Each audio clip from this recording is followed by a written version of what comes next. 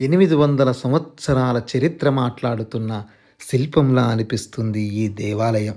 కాకతీయులు ఎన్నో శైవ క్షేత్రాలను నిర్మించదలిచిన కాలక్రమంలో నాటి కాకతీయ సామంతరాజైన బేతిరెడ్డి భార్య ఎరకసాని గారు ఈ అద్భుతమైన శైవ క్షేత్రాన్ని 1208వ సంవత్సరంలో నిర్మించారు.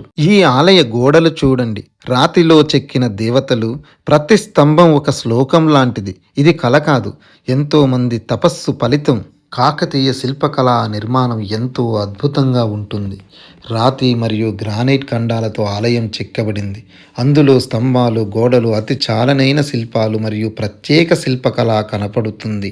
కాలం మారింది, దాడులు జరిగాయి, కానీ శివలింగం మాత్రం ఇప్పటికీ అచంచలంగా నిలిచింది. 14వ శతాబ్దంలో దక్కన్ ప్రాంతంలో జరిగిన ఆక్రమణల సమయంలో అల్లావుద్దీన్ ఖిల్జీ అనే దుర్మార్గుడు దాడి చేసినప్పుడు ఆలయం ఒకప్పుడు పూర్తిగా ధ్వంసం కూడా అయ్యింది.